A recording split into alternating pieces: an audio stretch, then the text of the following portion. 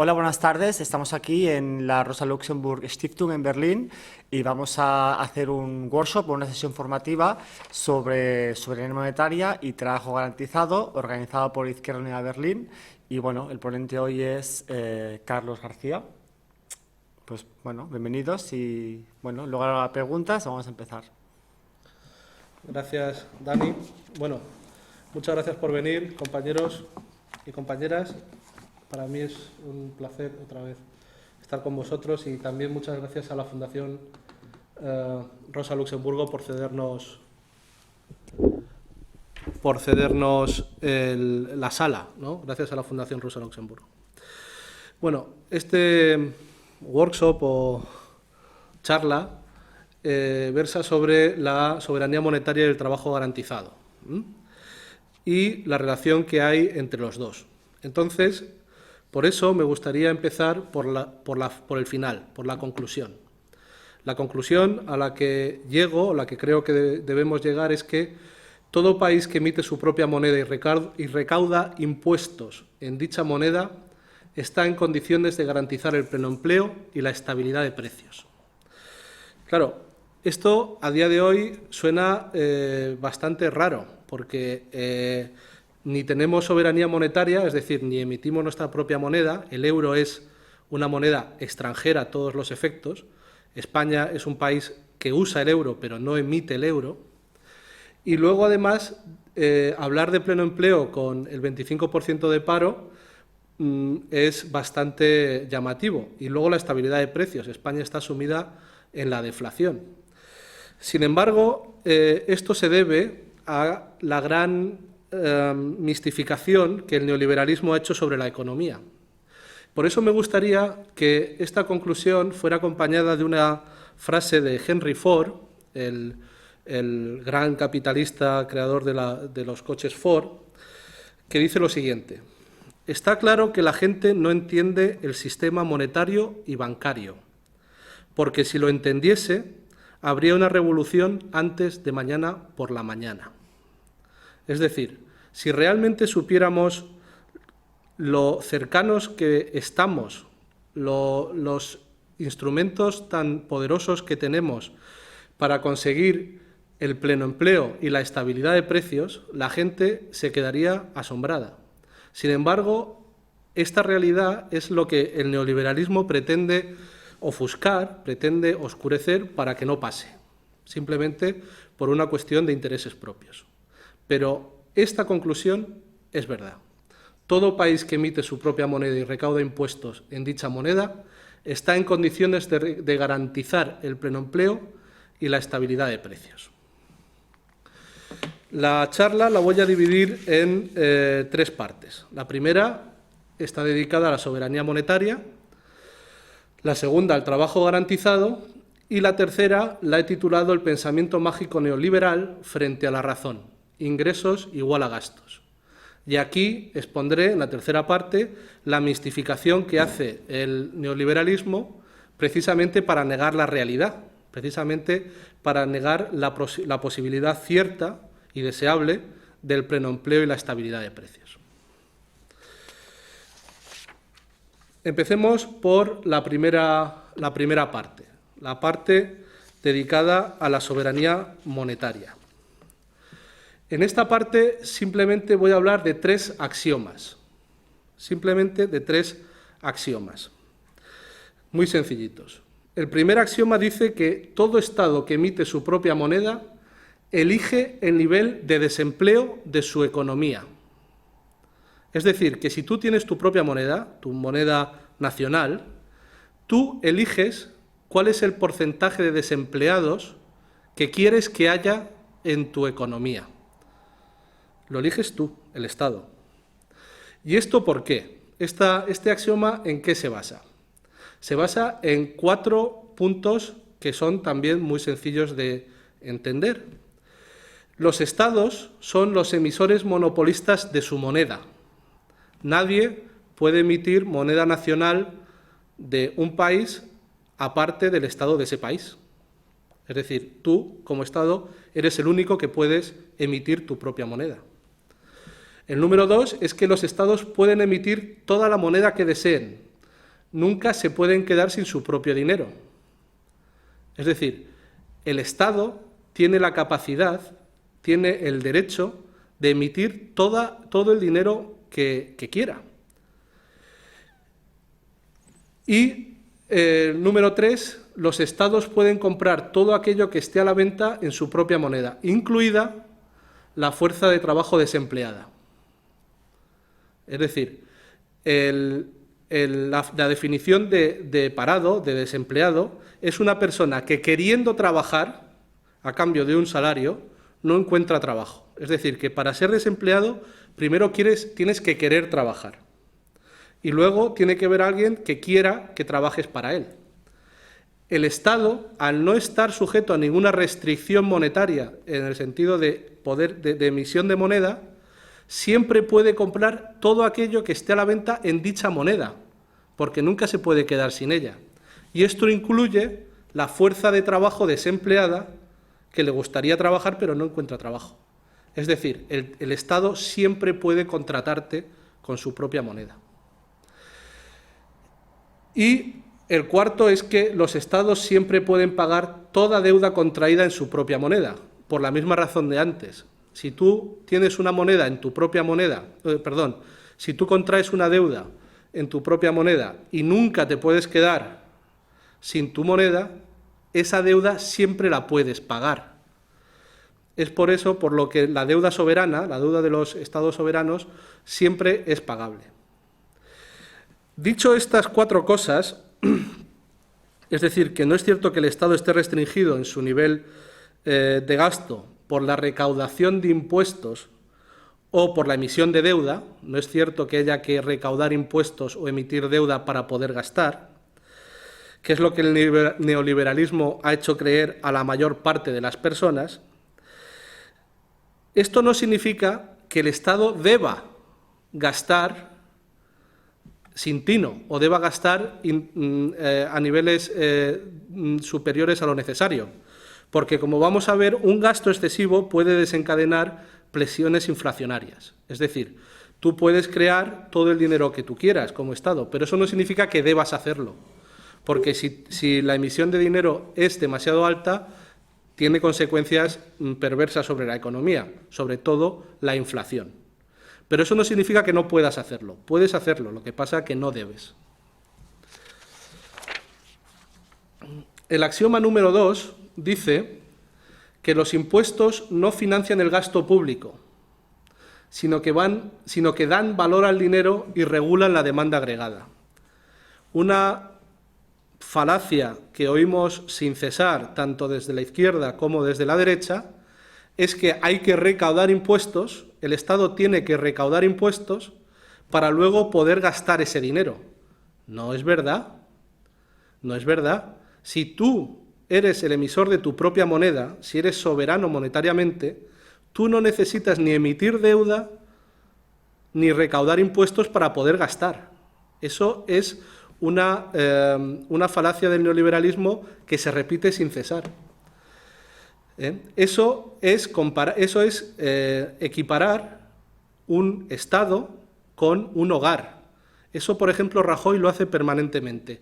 No se puede gastar lo que no se tiene. El Estado es como una familia. Tenemos que recaudar para luego poder gastar. No es verdad. Eso es verdad en el caso de la familia, de una familia o de una persona o de una empresa. Pero no es verdad en el caso del Estado. ¿Cuándo fue la última vez que fuimos a un supermercado con el dinero que hemos impreso en casa? Eso no lo podemos hacer nosotros como personas privadas. Eso solamente lo puede hacer el Estado. Es decir, una cosa es el Estado y otra cosa son las familias. Además, esto se entiende muy bien con el punto número 1, y es que antes de poder recaudar impuestos, el Estado ha tenido que gastar el dinero recaudado, porque si no, ¿de dónde viene el dinero recaudado? Es decir, si yo voy a recaudar impuestos en el dinero que el Estado ha emitido anteriormente, significa que el Estado primero ha tenido que gastar ese dinero para luego poder recaudarlo. O sea que los impuestos no financian nada. ¿Cómo se debe entender entonces el papel de los impuestos en la economía? Bueno, los impuestos funcionan porque los contribuyentes se ven obligados a trabajar para conseguir el dinero que el Estado exige en forma de impuestos a cambio de acceder a ciertos bienes y servicios valiosos. Es decir, yo tengo que trabajar para poder tener dinero, los pagarés gubernamentales, para poder pagar el recibo de la luz, porque si no, me cortan la luz. Yo tengo que trabajar para conseguir dinero, porque si no, me cortan el agua. Y entonces me quedo sin agua, y yo necesito agua para vivir. Yo tengo que trabajar para poder pagar el teléfono, o incluso porque si no, me meten en la cárcel. La evasión fiscal es un delito. Es decir, que yo trabajo para poder pagar el dinero que me exige el Estado a cambio de ciertos bienes que para mí son valiosos. Y además tengo la oportunidad de ahorrar o gastarme lo que me sobre. Pero el dinero es valioso porque es lo que te permite pagar impuestos. De ahí surge el valor del dinero. Y además, los impuestos cumplen otra función muy importante, y es que el nivel impositivo condiciona la capacidad de gasto de los contribuyentes, es decir, la demanda agregada, y con ello el nivel de precios. Es decir, mediante los impuestos se regula cuánto dinero tienen las personas disponible para gastar. Si el Estado decide aumentar los impuestos, significa que las personas tendrán menos dinero para gastar, y eso tiene su consecuencia en el nivel de precios de la economía. Es decir, que el nivel impositivo condiciona la capacidad de gasto de los contribuyentes. Estas son las dos funciones que cumplen los impuestos. Pero en absoluto, si tú tienes soberanía monetaria, los impuestos financian tu gasto público. No es verdad.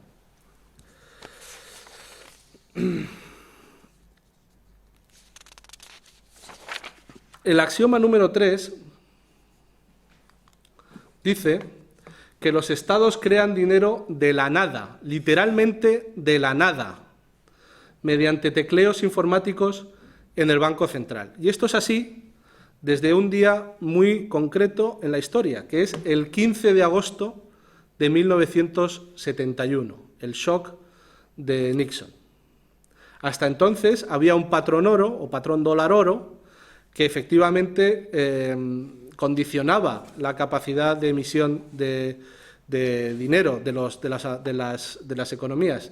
Desde el 15 de agosto de 1971 no está respaldado el dinero por ningún tipo de metal ni por ninguna otra cosa. En el punto número 2 digo que los estados gastan mediante tecleos informáticos en el Banco Central que hacen aumentar los saldos de las cuentas. Es decir, que el origen del dinero es el pulgar de alguien que trabaja con cualquiera que sea el dedo que le das al botón. Y así se crea dinero. El Banco Central crea dinero haciendo aumentar los saldos de cuentas bancarias. Y ya está. Así se crea el dinero. Luego está lo contrario, la recaudación de impuestos. La recaudación de impuestos se realiza haciendo disminuir, también con tecleos informáticos, los saldos de cuentas bancarias. No hay ningún tipo de metal precioso ni nada por el estilo por medio. Todos son operaciones en el Banco Central, que cambian los saldos de cuentas bancarias. Así se crea el dinero. A esto se le llama dinero fiat o fiduciario. Es decir, que el dinero no son más que pagarés del gobierno que obtienen su valor porque con ellos se pueden pagar impuestos. Es muy curioso que, por ejemplo, en Estados Unidos se puede pagar, y yo creo, no sé si en España también, los impuestos con dinero en metálico. Hay oficinas de recaudación de impuestos donde tú puedes ir con tu fajo de billetes y tú pagas los impuestos que debes. Bueno, ¿sabéis lo que pasa con ese dinero? con ese dinero. Internet se puede ver si lo ponéis en Google. Ese dinero es inmediatamente triturado. Además, tú puedes comprar una bolsa de dinero triturado por €1, dices, tome usted $1 y te dan $100 o $1000 de dinero triturado, que no vale para nada. Claro, porque es un pagaré. Ese pagaré ya ha cumplido su función, que es el pago de impuestos. Y ese dinero tiene que romperse. Si yo te digo, toma, este es un pagaré por 1 litro de leche, me debes 1 litro de leche. En el momento en el que el pagaré vuelve a mí y yo te doy el litro de leche, ese pagaré se rompe y nuestra deuda está saldada. Esto es exactamente igual. Ese dinero directamente va a la trituradora. Ese dinero no va otra vez a estar en circulación para financiar el gasto público, en absoluto. Ese dinero se destruye. Y la capacidad de producir estos pagarés es ilimitada, porque se crean mediante tecleos informáticos. Esta es la realidad de cómo gasta y cómo recauda impuestos el Estado soberano. Entonces, una vez que hemos comprendido estos 3 axiomas que son de sentido común y que es lo que el neoliberalismo, por activa y por pasiva, ha intentado ofuscar y ha intentado esconder, surge la pregunta, ¿qué hacer? ¿Qué debe hacer el Estado, entonces? Pues, simple y llanamente, el objetivo de la gestión de la economía de un país es procurar el bienestar de la población, no cumplir con los límites de déficit.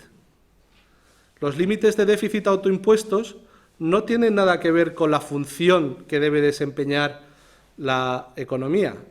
Esos déficits, si tú tienes tu propia moneda y las deudas que tienes están emitidas en tu propia moneda, esos déficits siempre son pagables. Esos déficits no implican nada. La función de la economía es procurar el bienestar de la población, no cumplir con límites, por ejemplo, del 3% del déficit público que nos impone la Unión Europea. Y la manera de cumplir con este objetivo es cumplir la primera ley de la finanza funcional que Ava Lerner formuló en 1943. Esta es la mejor manera de hacer que la economía sirva realmente para cumplir su objetivo, que es procurar el bienestar de la población. Ahora vamos a ver cuál es esta ley, pero es importante entender esto porque el propio nombre de finanza funcional lo dice. La finanza funcional es lo contrario de la finanza saneada. Todo el mundo habla ahora mismo de finanza saneada y finanza saneada no es más, o lo que ellos entienden como finanza saneada, es que el Estado siempre tiene que tener superávit. Eso es absolutamente irracional. Eso es absolutamente irracional. Ese no es el objetivo de la economía. El déficit será el que tenga que ser, para procurar que el bienestar de la población en una economía. Y es que esto da a entender 2 visiones diferentes de la economía. Desde un punto de vista progresista, la economía no es una entidad separada de nosotros, sobre la que no podemos influir. En la economía no hay leyes inexorables como la ley de la gravedad, a la que tenemos que amoldarnos porque nos guste o no, la ley de la gravedad es independiente de nosotros y se va a cumplir. La economía es un constructo humano, es algo que hemos hecho nosotros y que está al servicio de los humanos. Por tanto, el fin de la economía es conseguir ciertos objetivos que también somos nosotros los que lo decidimos. El objetivo no es cumplir con límites de gasto público autoimpuestos. Eso no es un objetivo de la economía, ¿no? Por tanto, la economía no debe perseguir cumplir límites de déficit, sino el bienestar de la población. Lerner hizo o enunció 2 leyes. las dos leyes de la finanza funcional. Aquí empiezo con la segunda porque la segunda ley tiene menos importancia que la primera. La segunda ley dice que el Gobierno solo debe tomar dinero prestado si fuera deseable que el público tuviera menos dinero y más bonos del Gobierno, ya que ese es el efecto que se produce cuando el Gobierno toma dinero prestado. Hay que entender que en 1943, en Estados Unidos, se crea, por culpa de la Guerra Mundial, se llega al pleno empleo y al pleno rendimiento de la economía, e incluso se supera por los costes de la guerra. Y eso genera inflación. Y en ese contexto es cuando Lerner enuncia esta ley. Y aquí lo interesante es que Lerner no dice que el Gobierno debe tomar dinero prestado para poder gastar, sino para que ese dinero que él toma prestado no esté en manos de los consumidores. Es decir, el Estado no toma dinero para poder gastar él mismo, sino para que no lo gaste el consumidor. Es decir, para poder condicionar la inflación y el nivel de precios. A día de hoy las cosas son diferentes, ¿no? Estamos en otras circunstancias y aquí cito a Jorge Amar, que es el presidente de la Asociación por el Pleno Empleo y la Estabilidad de Precios, que dice que el significado a día de hoy de la segunda ley de las finanzas funcionales es que la función de la deuda pública soberana, la de países que gastan en la moneda que emiten, es de traer reserva en el sistema bancario para poder mantener el tipo de interés objetivo. Es decir, es una operación de gestión de liquidez del sistema, no una manera de financiar nada. Es decir, esto es una manera que tiene el Banco Central para conseguir que el tipo de interés que él se marca como objetivo se cumpla, pero no porque vaya a financiar nada. Esto tiene menos importancia a día de hoy porque nosotros en la Asociación por el Pleno Empleo y la Estabilidad de Precios, siguiendo la teoría monetaria moderna, pensamos que no es necesario emitir deuda. El Estado no necesita emitir deuda para nada. Es más, el Estado, el tipo de interés objetivo es un medio bastante ineficiente de controlar la inflación y solo beneficia a aquellas clases que pueden permitirse renunciar a parte de su renta para comprar deuda. Es decir, eso a día de hoy tiene menos interés. Pero lo interesante es que en el momento en el que Lerner la enunció, él ya tenía claro que no era la deuda no financiaba nada, sino que el Estado recaudaba o emitía deuda para controlar la capacidad adquisitiva de la población, no para financiar nada. La importante es la primera ley de la finanza funcional. Esta ley es, a mi juicio, fundamental. A mi juicio, esta ley es fundamental y, además, debería ser la referencia en materia de política económica de todo gobierno progresista. Esa es mi opinión. Perdonad que la cita es un poco larga, pero creo que merece la pena que se lea entera. La principal responsabilidad del Gobierno, que no puede ser asumida por nadie más, es la de mantener una proporción de gasto total en bienes y servicios que no sea ni mayor ni menor que la proporción que permitiría adquirir a precios actuales todos los bienes que es posible producir. Si se permite que el gasto total supere este umbral, se generará inflación. Y si se permite que esté por debajo, se generará desempleo.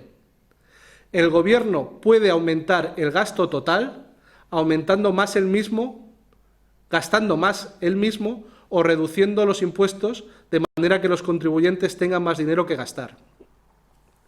Asimismo, puede reducir el gasto total gastando él mismo menos o aumentando los impuestos de manera que los contribuyentes tengan menos dinero para gastar.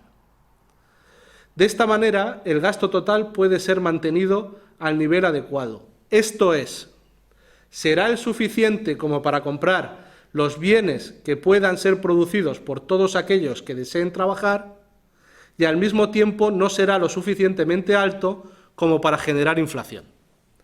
Esto yo creo que tendría que convertirse en la regla fundamental de la política económica de todo gobierno progresista. Esta ley, justo esta ley. ¿Qué conclusiones podemos sacar de ella? Pues las conclusiones son muy claras. Y es que el nivel de déficit público correcto es el que garantiza el pleno empleo y la estabilidad de precios. Los límites de déficit público que imponen las finanzas saneadas, es decir, que el Estado siempre tiene que tener superávit, y cumplir con ellos no debe ser el objetivo de la política económica, ya que no son más sostenibles que los niveles de déficit público que cumplen con la finanza funcional. Lo que nos dicen una y otra vez es que hay que imponer límites de déficit público, porque es que si no, los déficits que son compatibles con el pleno empleo no son sostenibles. Y eso es falso. Es igual de sostenible un límite o un nivel de déficit público del 3% que del 5%, que del 8% o que del 10%. La sostenibilidad es la misma. No es verdad que el límite impuesto del 3% por la Unión Europea sea más sostenible que el del 6, o el del 5, o el del 8. Entonces, ¿para qué ese límite? ¿Para qué? El límite, el déficit público será el que tenga que ser. El 3, el 2, el 0, puede incluso que haya superávit. Depende de cómo sean las circunstancias, pero tiene que ser el que permita mantener el pleno empleo y la estabilidad de precios. Y esto es una cosa que hace que convierte a la macroeconomía en una cosa mucho más sencilla de lo que parece, porque es que nos resuelve muchos problemas. El nivel de déficit que vamos a tener, ¿cuál es? El del pleno empleo y la estabilidad de precios. ¿Ya está? ¿Ya está? Y como digo, yo creo que esto es lo fundamental que debemos tener en la cabeza cuando hablamos de soberanía monetaria y de política macroeconómica, como personas progresistas. Ahora voy a pasar a la segunda parte de la exposición, que es el trabajo garantizado y la relación que existe entre el trabajo garantizado y la soberanía monetaria. ¿Cuál es el principio del trabajo garantizado? El principio del trabajo garantizado es que todo trabajador que quiera y pueda trabajar, pero no encuentre un puesto de trabajo en el sector privado, recibirá un puesto de trabajo en el sector público a cambio de un salario mínimo que le permita vivir dignamente hasta que encuentre un trabajo en el sector privado. Este es el principio del llamado trabajo garantizado. He utilizado la palabra trabajo garantizado porque es el que más se repite en la literatura económica, aunque hay otras denominaciones que a mí, por ejemplo, me gustan más. A mí me gusta más utilizar el término trabajo de transición, porque trabajo garantizado parece ser como una especie de, no sé, de que todo el mundo puede ser funcionario o tiene que ver con... No, yo prefiero utilizar el término trabajo de transición porque es lo que es, el trabajo que te da el Estado hasta que tú puedas encontrar, hasta que tú decidas irte al sector privado. Pero bueno, he dejado la cuestión del término trabajo garantizado porque es el término que más se utiliza. Y el principio es este, que tenemos aquí. ¿Cuáles son los elementos del trabajo garantizado? Aquí he puesto 4, que yo creo que son los fundamentales. El primero es que el Estado tiene que decidir el tamaño de su sector público antes de implementar el trabajo garantizado. Es decir, que el trabajo garantizado no sustituye al trabajo de los funcionarios públicos. Es decir, tú, con tu propia moneda, tienes que decidir primero cómo de grande quieres que sea el sector público. Porque el sector público cumple ciertas funciones, las funciones que tienen que cumplirse siempre. Y una vez que has decidido cómo de grande y cuántas personas quieres que constituyan tu sector público, entonces es cuando pones el trabajo garantizado. Es decir, esto no significa tener más funcionarios que estén cobrando el salario mínimo, no. Sino que es cubrir o utilizar las personas que no encuentran trabajo en el sector privado para cumplir ciertos objetivos que normalmente no se pueden cubrir ni mediante el trabajo privado ni mediante el trabajo público. Mi opinión personal es que el trabajo garantizado es una oportunidad de llevar a cabo planes integrales. Para decirlo de otra manera, tú tienes barrenderos, el Estado tiene barrenderos que barren las calles, y las calles, gracias al trabajo de los barrenderos, están limpias. Pero eso no significa que estén limpias a fondo, sino que estén funcionales, que la basura se recoja, que la gente pueda desplazarse, que no haya suciedad que no te permita llevar una vida normal. Sin embargo, vemos que las calles están sucias, porque hay suciedad que se va acumulando con el tiempo. Y ese trabajo no se realiza normalmente por parte de los barrenderos. Bueno, pues, por ejemplo, el trabajo garantizado es una oportunidad de hacer un plan integral de limpieza que quite los grafitis, que quite la suciedad acumulada, que quite los desperdicios que se han ido acumulando en sitios que normalmente no se ven y aprovechar esa oportunidad para hacer un plan integral de limpieza que lo evite. O otra cosa que yo creo que es muy importante es para promover cambios culturales dentro de la sociedad. Es decir, cortar las cadenas de comportamientos indeseables, ¿no? Normalmente, por ejemplo, tenemos el fracaso escolar. Pues el fracaso escolar encontramos que las personas que han sufrido fracaso escolar tienen hijos que también fracasan escolarmente. Bueno, pues el trabajo garantizado es una oportunidad de cortar con esa cadena, porque resulta que si una generación no fracasa escolarmente, sus hijos tienen menos posibilidades de fracasar también. Entonces, si tú cortas la cadena del fracaso escolar, ahí ya estás haciendo que la siguiente generación no lo sufra o lo sufra menos, ¿no? Eso es un cambio cultural dentro de la vida de las personas. Podemos hablar del mobbing, ¿no? La gente que sufre mobbing o acoso escolar también suelen ser también luego acosadores. Y si tú cortas la cadena del acoso escolar, directamente en la siguiente generación el acoso escolar se reduce, ¿no? Entonces, esa capacidad de promover cambios culturales, cambios de cadenas de comportamientos indeseables, es muy importante. Y yo creo que es donde se debería focalizar el trabajo garantizado. El punto número 2 es que el trabajo garantizado debe ser financiado y supervisado por el Estado central, por el Ministerio, por ejemplo, pero debe ser implementado por los ayuntamientos o de forma descentralizada. Es decir, esto evita, para empezar, la corrupción, porque si ya sabemos lo que pasa cuando los ayuntamientos, con todo respeto a los ayuntamientos, pero si los ayuntamientos financian, o sea, son ellos los que pagan el salario del trabajo garantizado sin dar explicaciones al Poder Central, ahí se puede crear una fuente de corrupción muy importante. Mientras que si los fondos vienen del Gobierno central, pero los planes de trabajo garantizado son diseñados por los ayuntamientos no tienen nada que ver con el dinero del programa de trabajo garantizado, sino que simplemente son los que diseñan los programas, ¿no?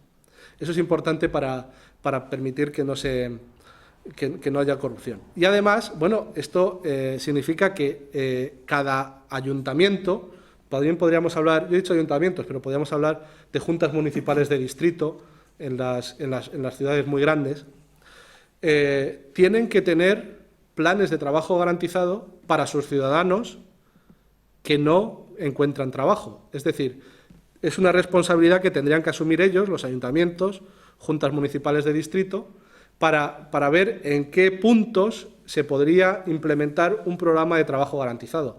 Y además es que los que mejor lo saben son ellos, porque el que mejor sabe dónde hay trabajo por hacer, dónde hay carencias, dónde hay un bosque que no está suficientemente cuidado, dónde hay un bosque donde suele haber incendios, donde hay problemas con la tercera edad, son los ayuntamientos. Entonces son ellos los encargados de decir, bueno, pues las personas que no tengan trabajo van a poder hacer estas actividades, ¿no? Luego, el número 3 es que el salario del trabajo garantizado sería el salario mínimo de la economía y permitiría vivir a sus receptores dignamente. Es decir, que por debajo del umbral del trabajo garantizado, del salario del trabajo garantizado, no se podría caer, ¿no? No se podría caer. Esto significa que o bien el sector privado ofrece unas condiciones salariales y laborales en general igual de buenas que el programa de trabajo garantizado, o nadie elegirá trabajar para el sector privado. Es decir, que de esta manera se elimina la explotación que en estos momentos se está produciendo en muchos puestos de trabajo. Porque si tú caes por debajo, si el empresario te ofrece un nivel salarial por debajo del trabajo garantizado, directamente coges y te vas. Coges y te vas y sabes que vas a encontrar un trabajo garantizado en el sector público. Es decir, que esto nivela mucho las cosas. Esto, por supuesto, imaginaréis a la derecha lo que le parece. Se le acaba el chiringuito, claro. Y luego, el número 4 dice que los trabajadores podrán permanecer en el programa de trabajo garantizado tanto tiempo como deseen y no serán obligados a realizar cursos de formación si no lo desean. Esto no significa que los trabajadores no puedan ser despedidos del trabajo garantizado.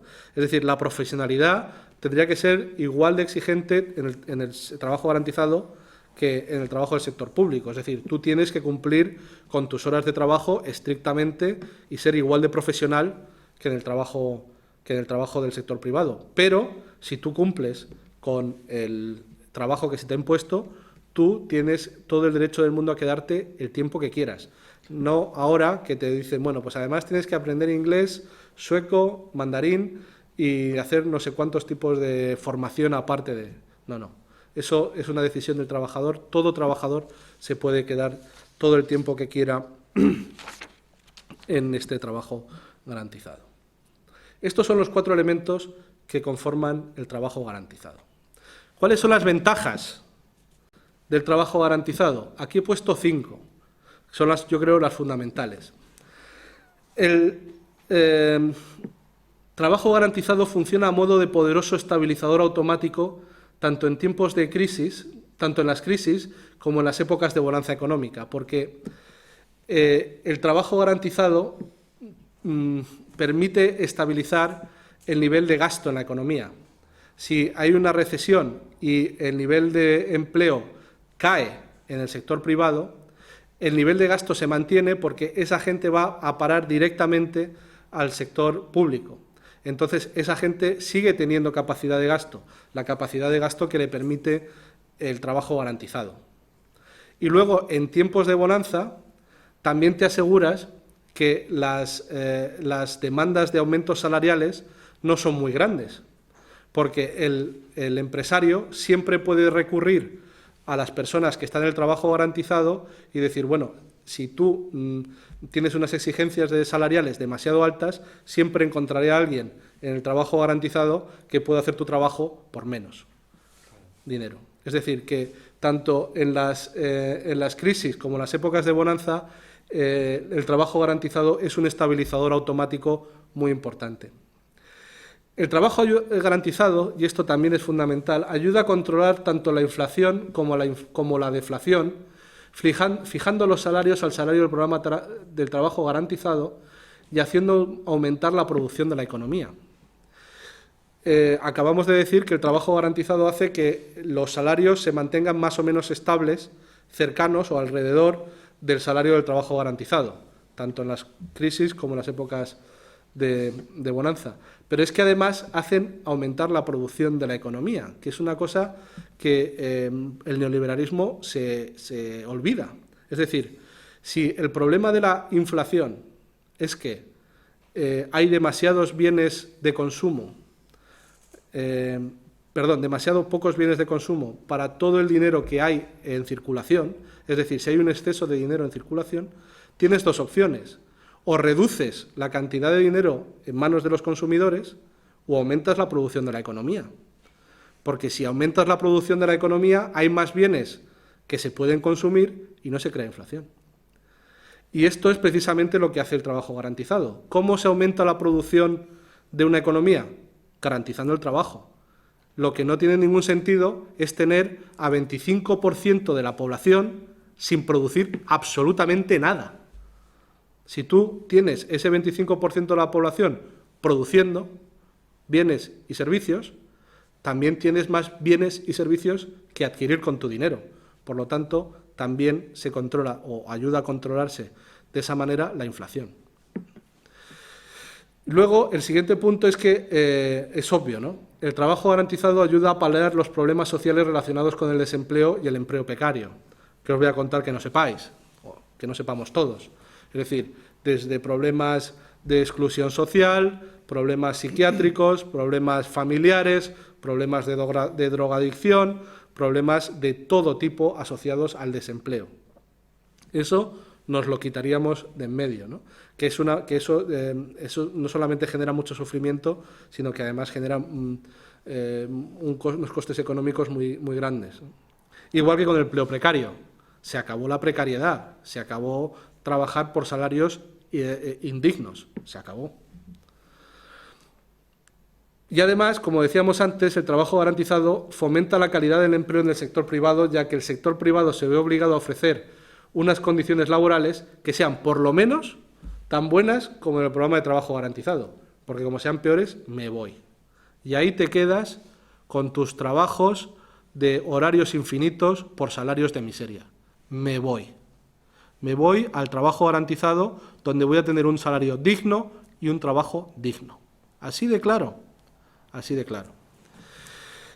Y además, el trabajo garantizado ayuda a resolver muchos problemas que normalmente no son resueltos ni por el sector público ni por el privado. Fracaso escolar, cuidado de ancianos, protección del medio ambiente, etcétera. Es decir, esto ya lo hemos dicho antes, y seguro que si nosotros nos ponemos aquí a pensar en posibles programas de trabajo garantizado, nos saldría 1.000.000 de cosas que en estos momentos no se cubren y que deberían cubrirse. Simplemente pensar que los colegios públicos están cerrados durante 3 o 4 meses al año es una barbaridad, con el fracaso escolar que, por ejemplo, en Madrid es del 50%.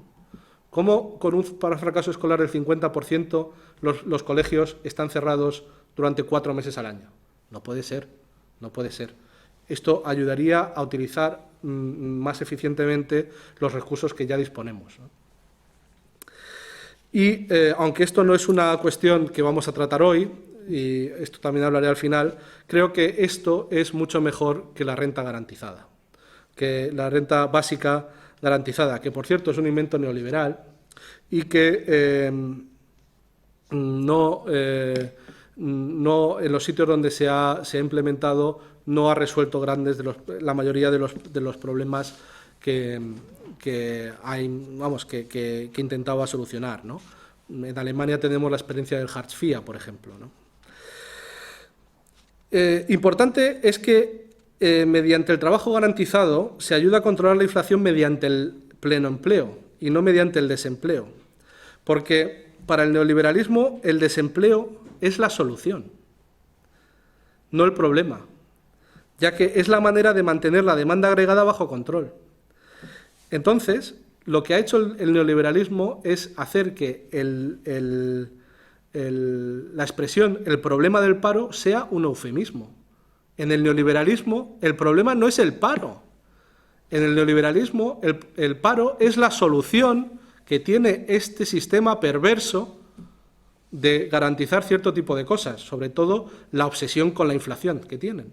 Es decir, es mentira que en el neoliberalismo el paro sea un problema. El paro es una solución que ha encontrado el neoliberalismo para solucionar los problemas que a él le convienen. Es decir, es un eufemismo.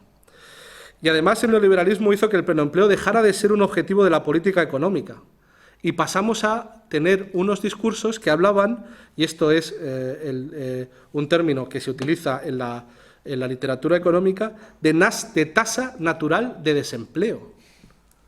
¿Pero qué tasa natural de desempleo? Si el desempleo lo eliges tú.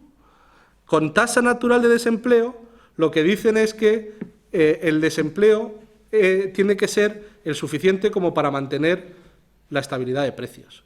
Es decir, que es una herramienta que utiliza el neoliberalismo para alcanzar sus fines.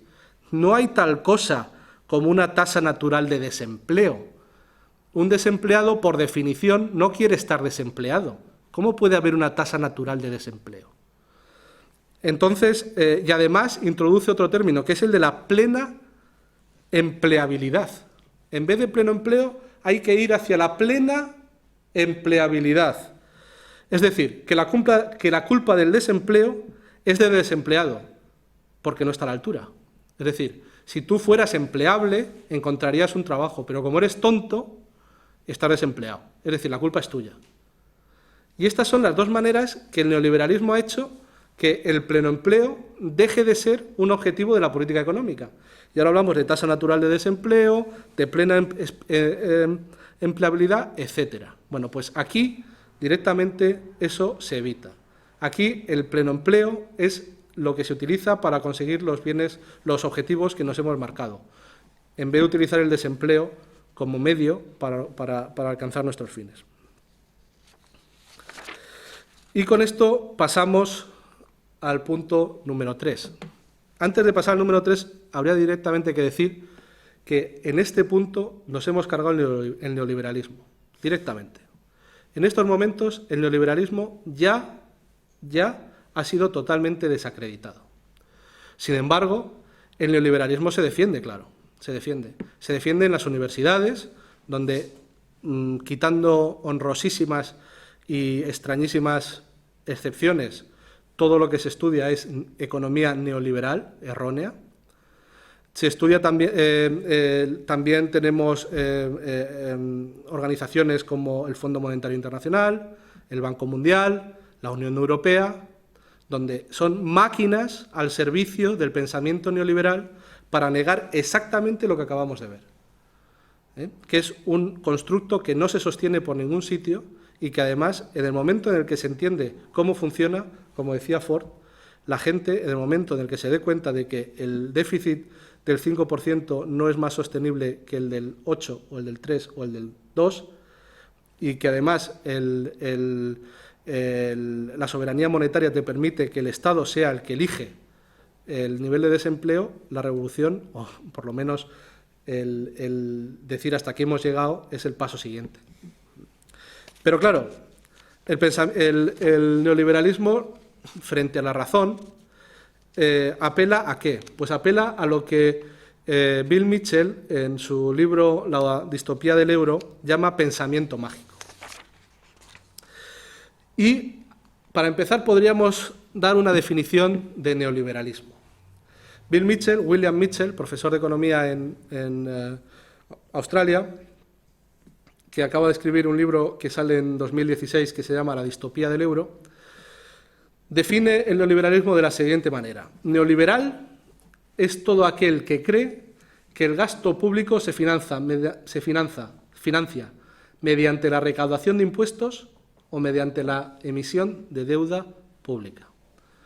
Acabamos de ver en la primera parte de soberanía monetaria que esto no puede ser así, es imposible, porque antes de poder recaudar impuestos, el Estado ha tenido que gastarlos, es decir, es simplemente imposible.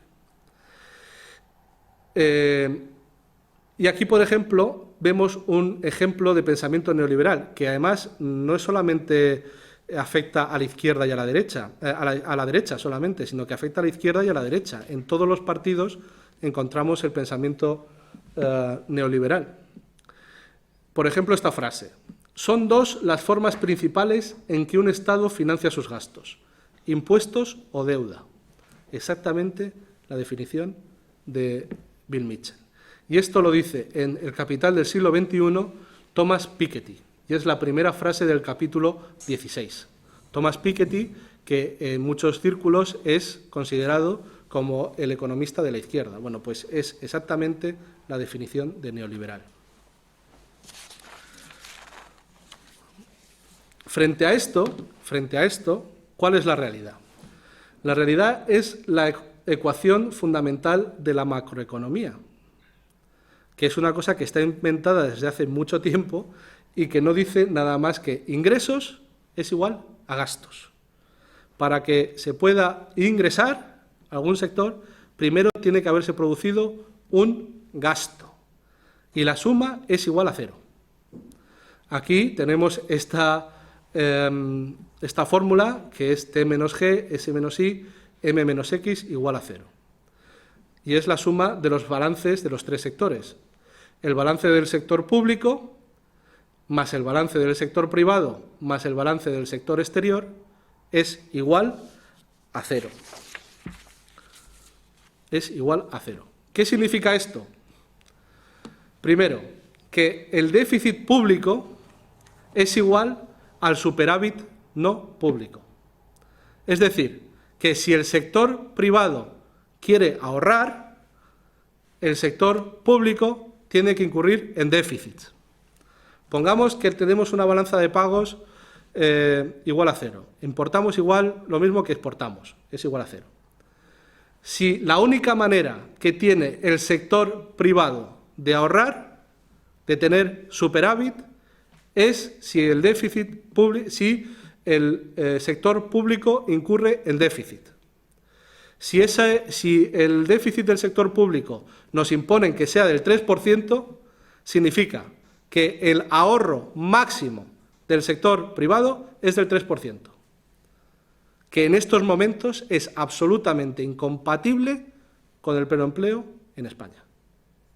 Así de claro, hablar de otro tipo de cosas es absolutamente pensamiento mágico. No se puede conseguir más de lo que nos permite esta ecuación. Además, sobre todo en un país como España, que no tiene superávit comercial, sino que importamos más de lo que exportamos. De manera que el déficit público es necesario para que el sector privado pueda ahorrar. Además, el límite del 3% de déficit público impuesto por la OE hace imposible la salida de la crisis. Nosotros no exportamos lo suficiente como para poder tener un ahorro privado que nos permita salir de la crisis. Y el 3% no es suficiente. Entonces, cualquiera que piense que manteniendo el límite del 3% de déficit público se va a salir de la crisis, se equivoca. Me da igual que gane Ciudadanos, me da igual que gane Podemos, me da igual que gane el Susum Corda. Es imposible. Ya está, es simplemente imposible. El límite del 3% de déficit público es incompatible con el pleno empleo en España hoy. Es imposible. Decir lo contrario es pensamiento mágico. Podemos rezar mucho a la Virgencita de la Cueva, pero es que es absolutamente imposible. Las reglas del euro suponen menos restricciones a los exportadores netos, como Alemania, y mayores a los importadores netos, como son el sur de Europa, claro. Porque si tú puedes aumentar mediante las exportaciones el ahorro del sector privado, tú sufres menos las consecuencias del límite del 3%. Es decir, que no es que favorezcan a los países exportadores netos, porque no favorecen a nadie, pero es verdad que hacen más llevadera la situación a los países que son exportadores netos. Sin embargo, hay que tener en cuenta una cosa: para ser exportador neto tiene que haber alguien que sea importador neto, por definición. No todos podemos ser exportadores netos. Es imposible. Es como decir, aquí, si nosotros somos, yo qué sé, una clase y hacemos nuestro coeficiente intelectual, ¿no? Pues siempre hay una media de coeficiente intelectual. Nunca podemos ser todos por encima de la media, ¿no? Para que haya una media tiene que haber gente por encima y gente por debajo. Igual pasa aquí. No todos los países de la Unión Europea pueden ser exportadores netos.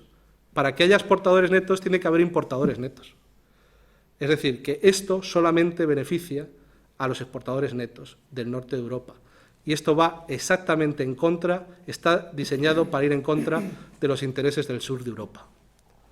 Y los países del sur de Europa tendríamos que dejar de aceptarlo inmediatamente. De manera que un objetivo fundamental y irrenunciable de las fuerzas progresistas ha de ser acabar con el límite del 3% de déficit público impuesto por la UE, que además no es el 3%, sino que me parece que es en el 2019 van a imponer el equilibrio presupuestario, mucho peor. Es decir, el objetivo fundamental e irrenunciable de las fuerzas progresistas es acabar con esto. ¿Pero qué broma es esta? ¿Pero para qué vamos a tener un déficit del 3%? ¿Quién decide ¿Cuál es el déficit público que tiene que tener un país soberano? España es un país soberano que tiene el derecho de decidir cuál es su déficit público. Pero ¿qué broma es esta? El levantar este veto del 3% es fundamental e inalienable e irrenunciable. El déficit público español tiene que aumentar drásticamente hasta que permita alcanzar el pleno empleo. Aquí he puesto el 10%, que es la cifra que la Asociación por el Pleno Empleo y la Estabilidad de Precios manejamos. Según nuestros cálculos, el pleno empleo en España, que claro, estamos en un 25% de paro, solamente se podría alcanzar si el déficit público fuera del 10% y además se mantuviera durante mucho tiempo. Como sabemos que la soberanía monetaria esto lo permite y la sostenibilidad no está en riesgo, esta sería la solución, el 10% del déficit público, no el 3%. Y además, como digo, durante un periodo de tiempo muy largo, ¿no? Y acabo con un ejemplo de política neoliberal, que es que el otro día lo escuché en la radio y no pude dejar de hacer referencia a ello. La reducción del déficit está bien, pero se tiene que producir a un ritmo menor. Pablo Iglesias, 15 del 2 del 16. ¿Pero estamos todos locos o qué nos está pasando? La reducción del déficit está mal, está muy mal. Y no se tiene que hacer a un ritmo menor, es que no se tiene que producir. No se tiene que producir. El déficit público tiene que aumentar drásticamente. Eso es lo que está bien. El decir que la reducción del déficit está bien, pero que se tiene que hacer a un ritmo menor, es puro neoliberalismo. Puro neoliberalismo. Es exactamente lo contrario de lo que hay que hacer. Exactamente lo contrario. Entonces, quería poner este ejemplo como ejemplo de neoliberalismo. Para acabar, ya voy acabando, aquí me ha salido, he tenido que ponerlo muy pequeño, son las 9 falacias del pensamiento mágico neoliberal que Bill Mitchell recoge en La distopía del euro, en el capítulo 18. Y a la derecha he puesto los principios de la teoría monetaria moderna. La teoría monetaria moderna es la teoría que defiende todo lo que he venido diciendo hasta ahora. Se llama teoría monetaria moderna o teoría de la moneda moderna. Entonces, ¿qué es lo que dice el neoliberalismo? El neoliberalismo dice que el gobierno se enfrenta a las mismas restricciones presupuestarias que un hogar. Ya hemos visto que no es verdad. Ya hemos visto que a un supermercado no vamos con dinero que hemos impreso en la impresora de casa. Eso no es verdad. Los hogares usan la moneda y están obligados a financiar su gasto. Un gobierno soberano emite la moneda y está obligado a gastar antes de poder recaudar impuestos o tomar prestado. Un gobierno emisor de moneda nunca está restringido por lo que recauda y puede sostener déficits indefinidamente sin riesgo de insolvencia. Los déficits, si tienes soberanía monetaria, no ponen en riesgo tu solvencia. Es decir, que bajo ningún concepto las restricciones de un Estado son las mismas que las restricciones de un hogar. Número 2. Los déficits fiscales son malos y los superávits fiscales son buenos. Claro, aquí también juega mucho el lenguaje, un papel, porque claro, cuando nosotros decimos déficit, inmediatamente pensamos en algo malo. Déficit de atención, déficit de inteligencia, déficit, de movilidad. Es algo malo, algo que está mal. Claro, y al usar eso en la economía, pensamos que los déficits siempre son malos. Sin embargo, vemos aquí que los déficits públicos son la única fuente de activos financieros netos que tiene el sector no público. Para que el sector no público, es decir, el sector privado y el sector exterior, puedan ahorrar, el sector público tiene que incurrir en déficit, necesariamente, por la ecuación de ingresos igual a gastos.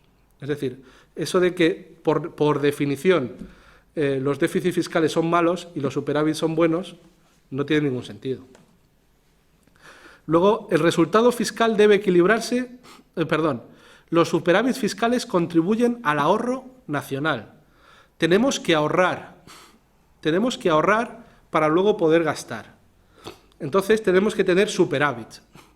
Eso lo decía, por ejemplo, Zapatero, estaba muy orgulloso de que en España habíamos tenido superávits. Bueno, siempre que el Estado tiene superávits, históricamente se demuestra que después hay una recesión. Porque, tal y como dice aquí, un gobierno emisor de su propia moneda no puede ahorrar en su propia moneda. Si tú eres capaz de emitir tu moneda, no es un sinsentido decir que tú puedes ahorrar en tu moneda. Tu moneda tienes toda la que necesites en todo momento, no puedes ahorrar en ella. Y además, los superávits fiscales destruyen riqueza no pública. Es decir, que igual que los superávits, que los déficits públicos aumentan el superávit del sector no público, los superávits fiscales destruyen riqueza no pública.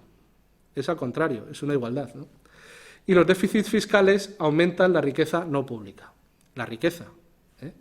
Cuanto más sea el déficit del sector público, mayor será la riqueza del sector no público. Luego dice, el neoliberalismo dice, el resultado fiscal debe equilibrarse durante el ciclo económico. ¿Cuál es la realidad? Un gobierno emisor de moneda debe fijarse objetivos funcionales y permitir que sus resultados fiscales se ajuste a ellos. Es decir, equilibrar el resultado fiscal no debe ser un objetivo de la política económica. El déficit público será el que tenga que ser, porque hemos visto que no hay riesgo de sostenibilidad. Lo importante es que haya pleno empleo y estabilidad de precios. Lo que diga el índice de déficit fiscal es una cosa absolutamente irrelevante. Será el que tenga que ser. No es un objetivo de la política económica. Luego dice, el neoliberalismo mantiene que los déficits fiscales hacen aumentar los tipos de interés y ahuyentan las inversiones privadas porque compiten por un ahorro privado que es escaso. Claro, lo que nosotros decimos es que la deuda pública la utiliza el Banco Central como parte de su estrategia para mantener el interés y dicha deuda no financia el gasto público. Es decir, solamente sería verdad que los déficits fiscales hacen aumentar los tipos de interés si la deuda emitida por el Estado financiara el gasto público. Pero es que eso no es verdad. Eso no es verdad. La deuda no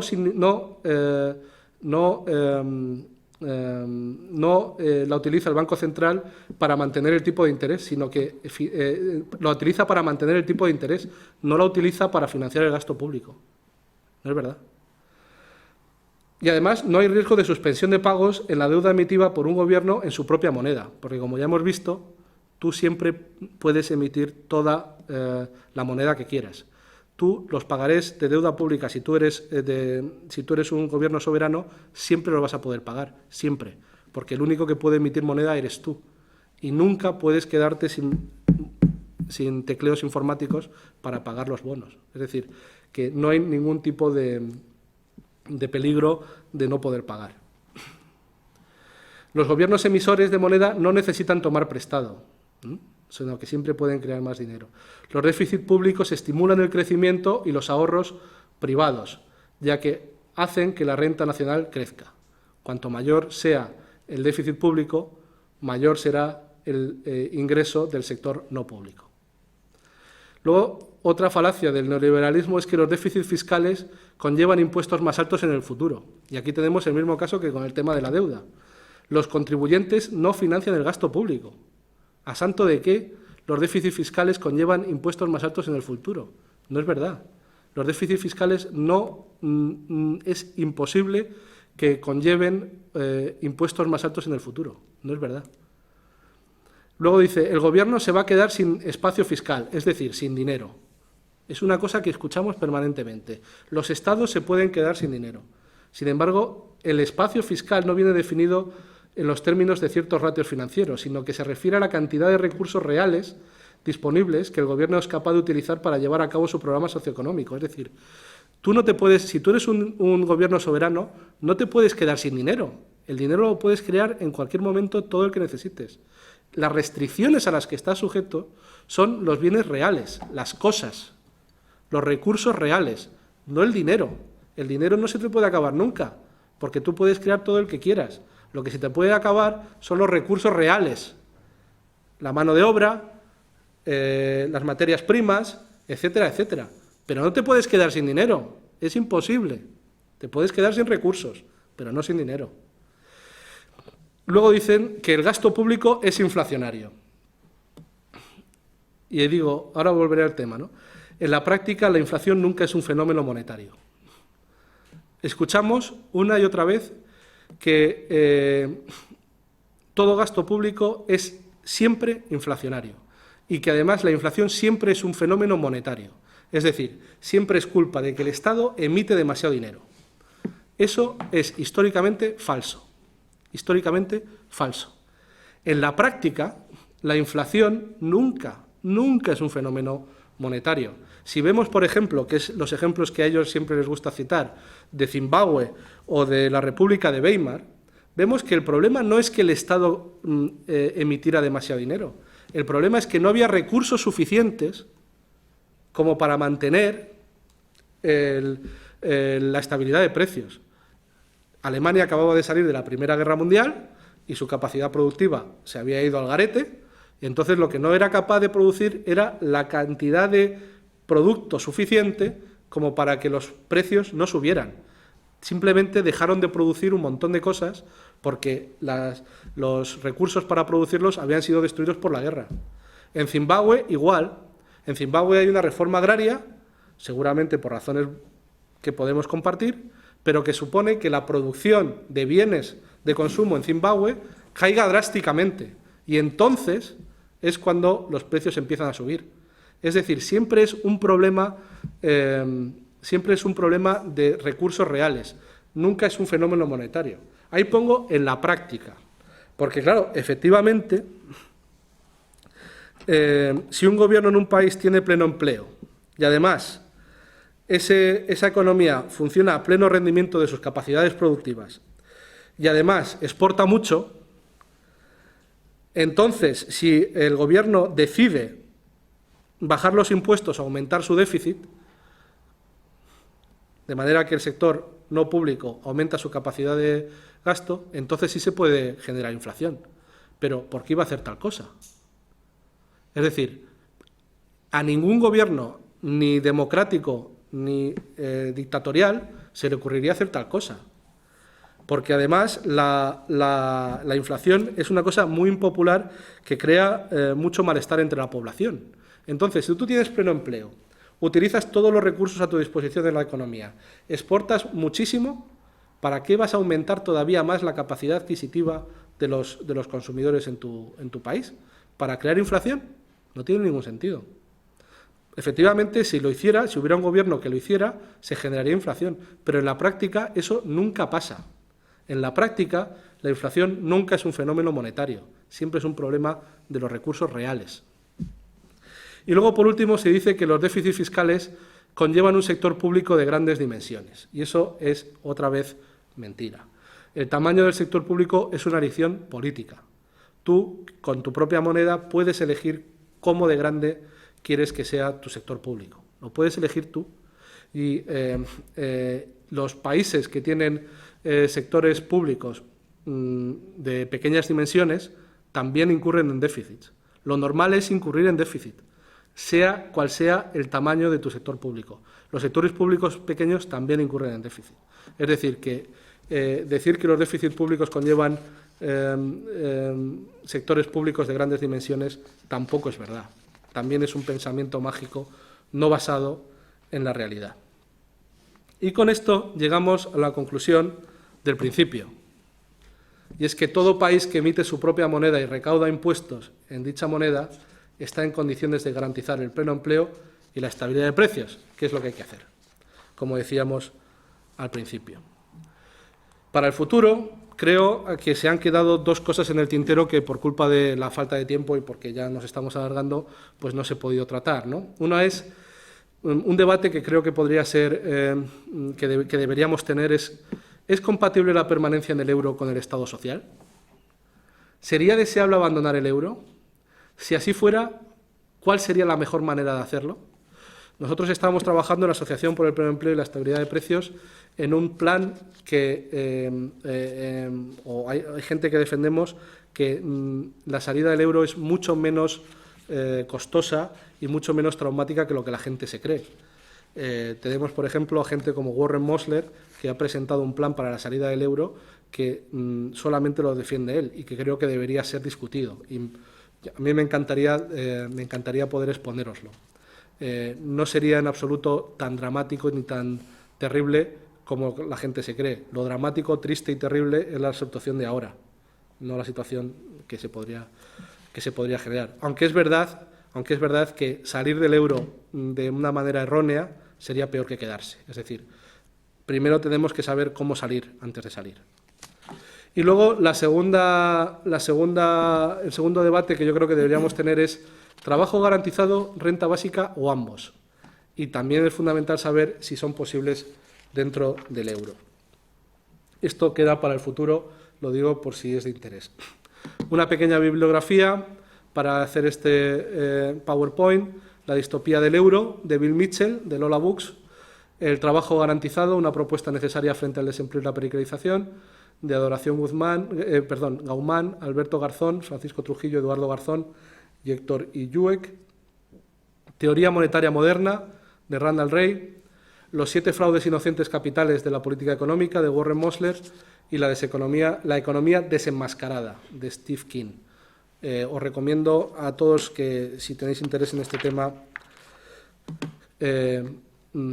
os informéis mediante estos títulos.